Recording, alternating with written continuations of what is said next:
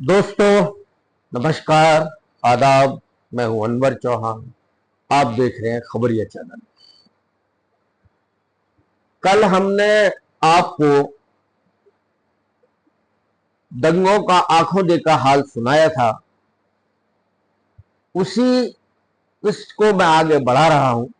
क्योंकि मुकम्मल नहीं हो पाया था वो, आज मैं मुकम्मल करने की कोशिश करूंगा। आज की किस्त में अडवाणी जी की रथ यात्रा उत्तर प्रदेश में जहां जहां से गुजरी वहां वहां दंगे हुए। पूरे प्रदेश में आग लगी हुई थी, हाहाकार था। जगह जगह कर्फ्यू थे। अलीगढ़, बेरठ, हापुड़, गाजियाबाद के कुछ हिस्सों में कैला भट्टा वगैरह जो थे। उधर आगे बढ़ जाइए तो कानपुर और ये सारे एक बड़ा इलाका दंगों से प्रभावित था। मैंने जैसे कल कहा कि मंदिर भी बन जाएगा, मंदिर भी बन गया और मस्जिद भी बन जाएगी, लेकिन इसकी बुनियाद के नीचे न जाने कितने बेगुनाह मासूम लोगों का कत्ल इसकी बुनियाद के नीचे होगा। मैं उर्दू अखबार से जुड़ा हुआ था, पढ़ रहा था उस वक्त जबकि ये बात है सचरंग अखबार का हयातुल्लाह अंसारी साहब का। उर्दू अखबार के ही एक नामा निगार थे सलीम साहब ब्लिट्स, वो भी शहर उस कस्बे में आए हुए थे। वो और मैं दोनों एक जगह ही रुके हुए थे। एक लड़के से हमारी वहां मुलाकात हुई, उसका नाम था शाकिर, उम्र थी उसकी 17 साल। वो अपने परिवार में अकेला बचा था जब उसकी मां और दूसरे लोगों का कत्ल हुआ। तो जिस तरह बचा वो भी हम बताएंगे आपको।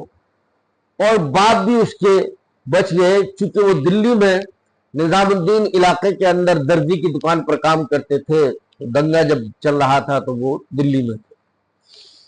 पूरे शहर में आग लगी हुई थी।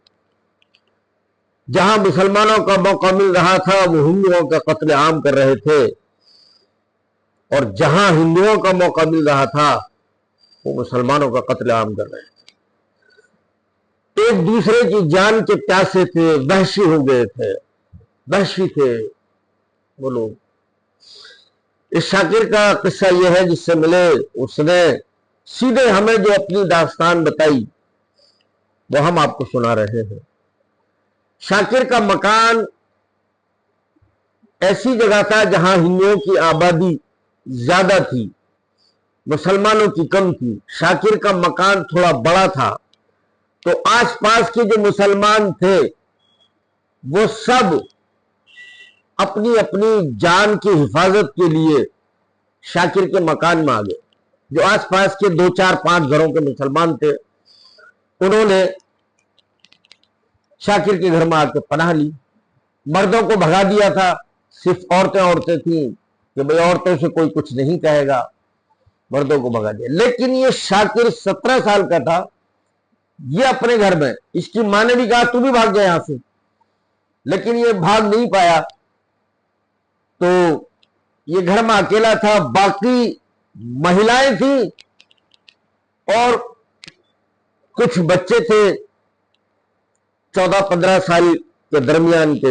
ये बड़ा था, 17 साल का था, बाकी बच्चे छोटे थे। अब अचानक शोर हुआ, जय श्री राम के नारे लगे। जब नारों की गूंज सुनाई दी तो शाकिर के घर में जितने भी लोग थे एकदम खौफजदा हो गए। शाकिर को जल्दी से उसकी मां ने एक कमरे में कहा कि तू इसमें छुप जा, अंदर से गेट लगा ले। शाकिर उस कमरे में छुपा और दरवाजे पर जो झुर्रियां दिखाई दे रही थी जिसमें से एक दूसरे को देख सकते थे, उसने वहां एक चारपाई खड़ी कर ली ताकि कोई मुझे देख ना पाए। इसी बीच शाकिर जब अंदर गया तो उसकी एक 7 साल की बहन थी, वो भी उसके साथ अंदर आ गई। वो उससे ज्यादा प्यार करती थी। अचानक नारे लगाते हुए, शोर मचाते हुए लोगों ने दरवाजे पर शोर मचाना शुरू कर दिया। उनको अंदर से दरवाजा बंद था, उसे शाकिर को आवाजें आ रही थी। तो दंगाइयों ने कोशिश करके उनके दरवाजे को तोड़ डाला, जो बाहर का दरवाजा था। आंगन में ये सारे लोग पनाह लिए हुए थे। दरवाजा जब तोड़ दिया तो महिलाएं और बच्चे थे वहां से। दंगाइयों ने उन्हें पीटना, मारना, काटना शुरू कर दिया। तो ये सारा नजारा अंदर से झिरी में से शाकिर देखा। लोगों के हाथ में तलवारें थी, डंडे थे, सरिये थे। ये सारा नजारा देख के सहमा हुआ था। जब लोगों की आवाजें कम हो गई, दंगाई चले गए, तो दंगाई चले जाने के बाद पड़ोसी लोग आए, क्या हुआ देखें। तो दंगाइयों से जब मोहल्ले के लोग आए, उसी मोहल्ले के हिंदू साहिबान थे, वो अंदर आए। देखा कि ये जो भीड़ थी ये क्या कर गई। देखा तो वहां सब लहू लहान पड़े हुए थे। ज्यादातर उनमें महिलाएं थी। 3 बच्चे 13 और 14 साल की दरमियान के थे, बाकी ज्यादातर महिलाएं। उसमें से कुछ महिलाएं जिंदा भी बची। जब पड़ोसी लोग आए तो करा रही थी, पानी मांग रही थी कि पानी दे दो, हमें बचा लो। तो पड़ोसियों ने कहा कि ये तो गवाही दे देगी, ये तो मरवा देगी सबको।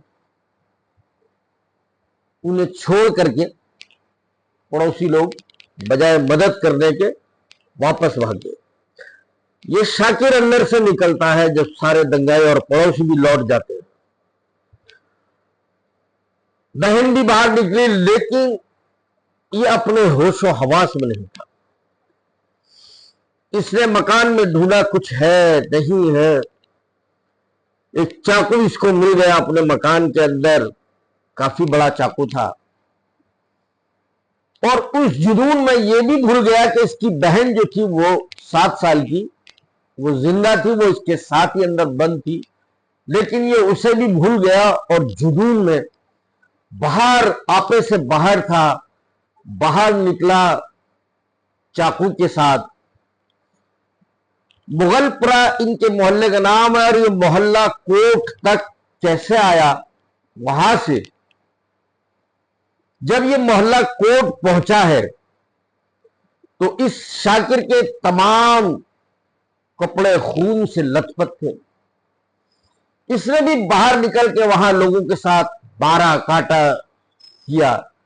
किस किस को जख्मी किया, किसको मारा, इसको होश हवास नहीं है। मोहल्ला कोट तक आया, वहां मुस्लिम बस्ती थी, वो मोहल्ला कोट जो था, और वहां आकर के ये एकदम गिर गया और बेहोश हो गया। वहां के लोगों ने इसे उठाया, जो रिलीफ कैंप लगा हुआ था वहां ले गए, डॉक्टरों को बुलाया।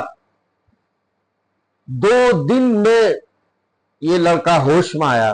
2 दिन बाद ये होश में आता है। तब ये पूरा किस्सा अपनी जबान से बताता है। 27 लोग इसके परिवार के, 27 इसके परिवार के ही नहीं, आस पास के जो उसी मोहल्ले के जो और मुसलमान थे जो इसके घर में मौजूद थे, उसमें टोटल कुल 27 लोग मारे गए। तो ये वहशीपना था उस वक्त। जैसा मैंने आपको बताया कि 5 लोग एक ही परिवार के, रस्तोगी बुक भंडार के, रस्तोगी पुस्तक भंडार के नाम से वो दुकान चलाते थे। मकान उनका मुस्लिम आबादी में था। और दुकान हिंदू आबादी में थी, दुकान बंद करके वो घर के लिए आ रहे थे, रास्ते से ही लापता हो गए। बाद में पता चला, लाशें भी नहीं मिली कि उनकी मार करके उनकी लाशों को जला दिया गया, लाश भी नहीं मिली, हड्डियां भी नहीं मिली। तो एक दूसरे के जानी दुश्मन थे, खून के प्यासे थे, लेकिन इसका नुकसान मैं जानता हूं। उस दंगे में जितने लोग मारे गए, किसी का भी कोई कसूर नहीं था, किसी का भी। जो मारा गया वो इकलौता इक्का दुक्का, यानी भीड़ ने आकर के मार दिया। जहां चंद लोग थे जो अपनी जान नहीं बचा सकते थे, जो लोग अपने अपने गढ़ में थे, वो तो सब बच गए। लेकिन जो इधर उधर रास्ते में राहगीर थे, या जिनका मकान मुस्लिम आबादी में था, या जिनका मकान हिंदू आबादी में था, इकलौते दुकले जो रह रहे थे, वो सब इस दंगे का शिकार हुए और बड़ा नुकसान हुआ। दुकानें जलाई गई, लूटी गई। मुसलमानों ने हिंदुओं की दुकानें लूटी और हिंदुओं ने मुसलमानों की दुकानें लूटी। नुकसान ज्यादा मुसलमानों का हुआ, क्योंकि माइनॉरिटी के लोग हैं। प्रशासन सुनता नहीं है, प्रशासन भी एक तरफा कार्रवाई करता है, वो मैंने अपनी आंखों से देखा है।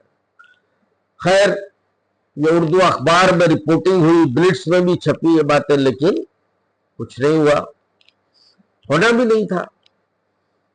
क्योंकि मैंने बताया आपको, कल भी बताया था कि दरअसल हिंदू पत्रकार मुस्लिम बस्तियों में नहीं जा पाता दहशत की वजह से।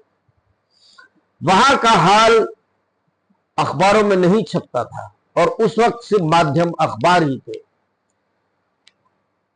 और उर्दू अखबारों में हिंदुओं की बात नहीं छपती थी, हिंदुओं के नुकसान के बारे में नहीं छपता था, हिंदुओं के कत्ल के बारे में नहीं छपता था, क्योंकि मुसलमान पत्रकार हिंदू इलाकों में नहीं जा सकते थे। ये मैंने अपनी आंखों से देखा है। दिल्ली में भी जब 1993 का दंगा हमने कवर किया, जो दिल्ली में दंगा हुआ बाबरी मस्जिद गिर जाने के बाद, तो मैंने अपनी आंखों से देखा है उस वक्त भी कि हिंदू पत्रकार मुस्लिम बस्तियों में, जैसे जाफराबाद इलाका है, कोई नहीं घुस रहा था। मैं अपनी जिम्मेदारी पर उनको अंदर लेकर के गया, तब अखबार में रिपोर्टिंग हुई, हिंदी अखबारों में रिपोर्टिंग हुई, और ये साबित हुआ कि ये दंगा नहीं था, पुलिस की एक तरफा कार्रवाई थी। मैं दिल्ली के बारे में भी अगले एपिसोड में आपको बताऊंगा, दिल्ली दंगों के बारे में भी। लेकिन ये किस्सा अडवाणी जी की रथ यात्रा के दौरान जो दंगे हुए थे उसका है, और इस किस्से को मैं आज यहीं समाप्त, किस्से और भी हैं उस वक्त के, लेकिन मैं फिलहाल इस किस्से को यहीं समाप्त करता हूं। आज के लिए सिर्फ इतना ही। जय हिंद, जय भारत।